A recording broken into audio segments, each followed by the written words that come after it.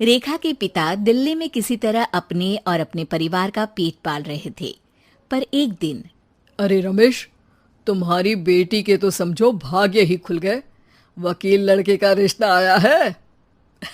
अरे वाह, कब करना चाहते हैं शादी? वो लोग तो जल्द से जल्द ही करेंगे।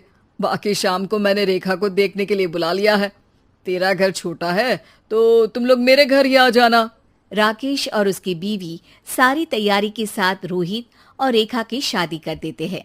लेकिन अगले ही दिन देखो रेखा, शादी भले ही हो गई है, लेकिन तुम ये मत सोचना कि मैं किसी जोरू के गुलाम टाइप रहूंगा।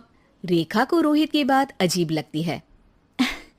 मैं ये तो सोच भी नहीं सकती और ना ही चाहती हूँ, लेकिन शादी के अगले ही दिन इस तरह की बात की उम्मीद भी नहीं थी।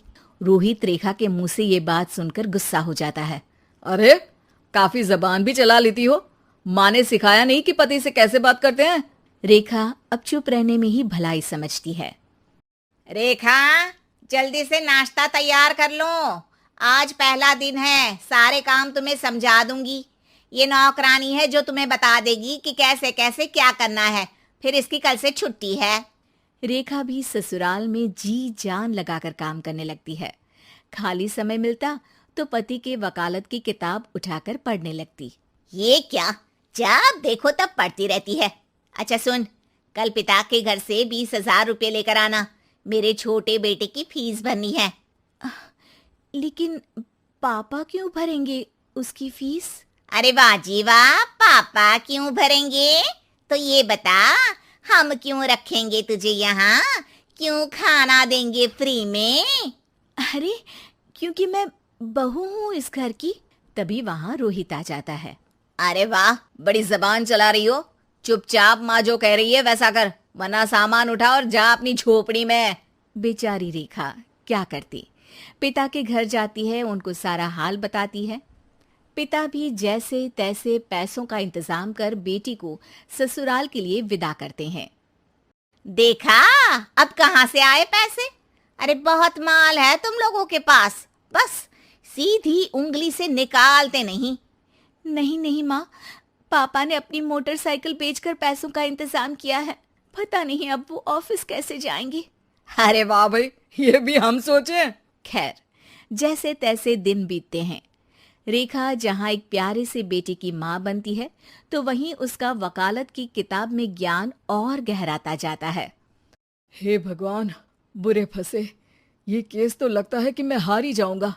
देखिए, मैंने आपकी इस केस की फाइल पढ़ी थी। इस केस को जीतना बहुत ही आसान है। वाह भाई वाह, यहाँ वकालत की डिग्री लेकर भी मैं समझ नहीं पा रहा हूँ, और तुमने रोटी बनाते बनाते ही केस समझ लिया। अरे जाओ जाओ, जाकर मुन्ने को संभालो। केस मैं संभालूंगा।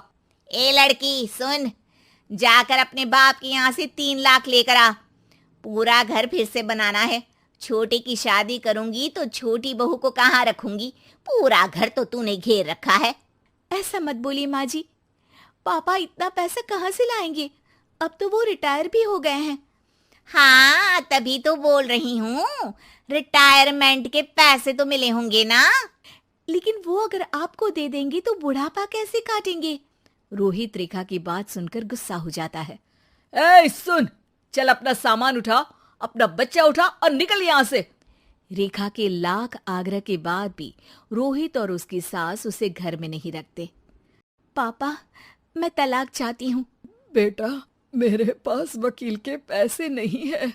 पापा, आप मुझे वकालत करवा दीजिए, अपना केस मैं खुद लड़ूंगी। इस बार रेखा के पिता भी उसे ससुराल ना भेजकर रिटायरमेंट के पैसों से वकालत करवाते हैं। और फिर एक दिन कोर्ट के बाहर, रोहित, आज तुम अपना ही केस हार गए, वो भी उस लड़की से जिसकी तुमने कभी कदर ही नहीं की। रेखा, मुझे माफ कर दो। मैं इतनी बड़ी अमाउंट कहाँ से लाऊंगा? मैं हर महीने पैसे नहीं दे सकता तुमको। पैसे वहीं से लाना जहाँ से तुम मेरे पापा को लाने के लिए मजबूर करते थे। एक पिता अपनी बेटी की शादी उसकी खुशहाली के लिए करता है, ना कि सारी जिंदगी कर्जदार बनने के लिए। अरे, मेरे ही बेटे की किताब पढ़ पढ़ कर ज्ञान बांट रही हो। वकालत की किताब तो ससुराल में ही पड़ी थी ना। बिल्कुल, यहाँ मेरी गलती रही। जिस पैसे से मैंने इसकी शादी की थी, मुझे वो पैसे पहले इसकी पढ़ाई में लगाना चाहिए था।